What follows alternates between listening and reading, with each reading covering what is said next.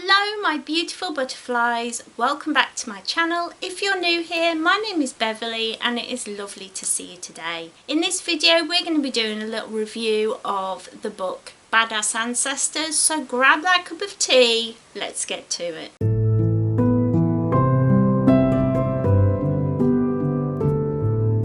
So in today's video we're going to be doing a review of Badass Ancestors. I will leave a link to this book down below in the description so you can read it too if you would like. That will be an affiliate link, so I will get some money back if you choose to buy through that link, and no extra cost to you, so bonus for everyone. This book was chosen as part of the Hero Book Club. This is an online platform that I'm part of, especially for practitioners of witchcraft. I'll leave a link to that down below as well. Not sponsored at all, I just love that platform so much, and it's really great that they've started doing a book club. So this was this month's, and it's great because all through the month everything is themed around one thing, and this month it was ancestor work. So the whole month that's all we've been talking about, and it's been really wonderful to learn from other witch practitioners. And I thought this month it'd be really nice to talk about this book, because I think a lot of the time we just think of ancestor work as being a Samhain tradition, but it should be something that's brought into our everyday. So this book is brilliant for that. If you want to learn how to deepen your practice and get better at that, this is really good for that. But yeah, that's what we're going to talk about. Today I don't have a brew. I know normally I do a brew review, and before I get to the review I talk about the brew, but I don't have a brew because it is heavy snowing outside and I have to walk outside to get to my recording room now, and it was a little bit unsafe for me carrying pottery around, so that is why. I didn't want to scold myself, didn't want to fall, but yeah, I'll probably be back again in the future, but at the moment it's a bit cold. Don't forget, if you're new here, you can click the subscribe button to become part of the butterfly family. We would love to have you. It's a really lovely place here, this little corner of the internet, so we'd love to have you. Leave me a comment and a like. Let's get to it, shall we? I have to say I really enjoyed this book. I did. I love learning about working with the ancestors. I think it's a really important part of spiritual work and everyday life that we kind of are missing in the West. It's something that we're completely disconnected from, and I find a lot of people are actually terrified of the dead and terrified of working with the dead. And in my family we just kind of bury people. Well, we tend to cremate people here in the UK, but we cremate people and then they're just kind of forgotten, not talked about much. And I didn't want to do that anymore. I wanted to bring them into my life. And so learning about ancestor work has been really fulfilling for me personally. And I've talked about ancestor work before. I will leave links to those videos down below. So I really wanted to take a time to connect and to deepen that practice as I move through my journey. At the moment I'm kind of trying to deepen my practice, step a bit further into the waters as it were, and this book is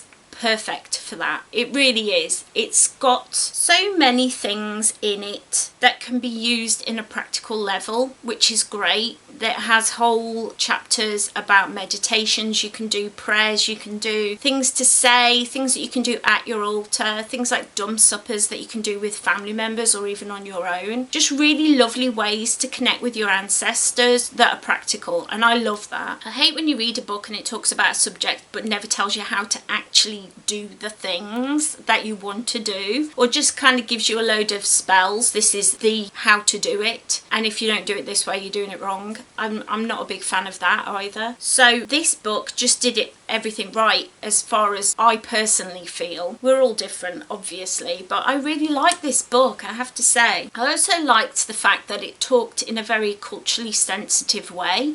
It did refer to the fact that in other cultures they are more connected to their ancestors. It referred to things like in China they will write prayers on money and burn it, and that is a way to ask for money from ancestors. It talked about different things like that, but it never never said like, you could try this yourself. It was more a way of communicating how they get that knowledge, how they have understood the assignment, as it were. And I really enjoyed that. I love learning about different cultures. I don't like practicing from other cultures. I'm very much about decolonizing my witchcraft practice, and I've talked about that several times before. So I think it's important not to actually practice other cultures and other faiths, but I think it is important to learn from each other and to be open to learning from other cultures and other faiths. One other thing that I did really like is they had part of one of the chapters was about how we are so lucky now that we talk more openly about LGBTQ plus. Am I going to sneeze?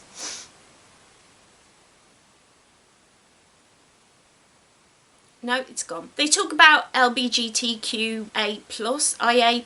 I always get the letters muddled up, but you know what I mean. He was talking about that and how we're very lucky in our day and age that we are very connected to that. We talk about non-binary and trans life in a more open dialogue. It's more socially accepted, or we're getting there, should say. But our ancestors, many of whom didn't have that. They didn't have that kind of acceptance in their life, and many of them may have been gay, or they may have been lesbian, they may have been bi or pan, they may have been trans, and not had the opportunity or the knowledge to know who they were and to understand how they felt. And so in the afterlife, they can kind of live their truth, and how it's important when we are communicating with some, you know, our great grandmother who had 9 children may actually have been a lesbian and just wasn't given the chance to practice their life in the way that would have made them happy. And so to not necessarily assume that somebody is the way that we see them or perceive them in photographs or in family stories, because their truth may have been different to how we've known. And I absolutely loved that. I think it's so important to be thankful for where we are now and to look back at our ancestors and realise that they were not given the same rights, the same wants, the same just information that we have. Conversation is so different now, and I loved that they brought that into this book. It's a really, really well written book as well. I thought that it was a very easy read. You could kind of, I mean, I read most of it today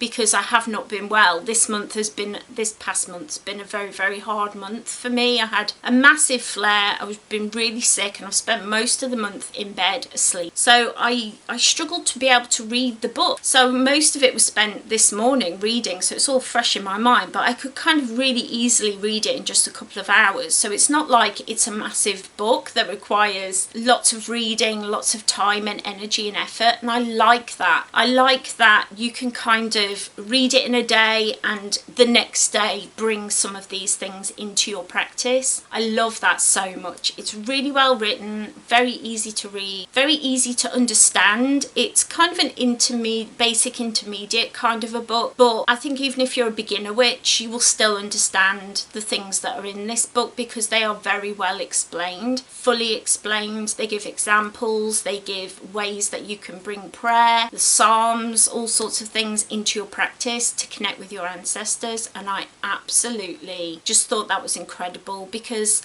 all too often we think, oh, it's a witchcraft book, it's going to be hard to read, or rather that's me. I think I've found recently a lot of the books that I've bought, I've picked them up to read them and I've had to put them back down again. They're just not written in a way that I've been able to read. Probably again because of my health. I mean, when you're not very well, you don't want to read something that's real hardcore, difficult to read. Your brain can't process very easily, so that's probably partly it because of that. But I really appreciated that I could just sit down and read this in a couple of hours. Really enjoyed it. Now I will say, if you follow me on Instagram and TikTok and all those sorts of things, you'll know I'm not a very dark witch. Like, I don't have the goth aesthetic or anything. So I did find the cover a little bit spooky. It's like a skull and flowers. Now I like the flowers, not so keen on the skull. Is that just me? I do find that skull imagery is kind of comes with this whole like goth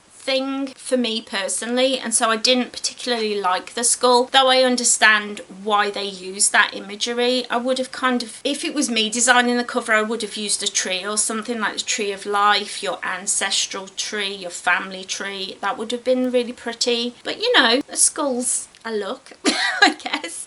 But if you're a darker witch, you'll probably really like the dried flowers and skull imagery. Just for me personally, it wasn't my thing, but that's okay. We all like different things. There are many of you out there, I'm sure, who love goth look and love the goth life, and all power to you, my friends, all power to you. So overall, I would say it's freezing in this garage, so I'm going to hurry up and get to the end of this so I can go and warm up. But I will say that I really would recommend this book if you want to deepen your connection with your ancestors, find new ways of practicing and new ways of connecting with them. This is such a good book. It's very practical and has really amazing steps in it that you can easily follow, so I would highly recommend it.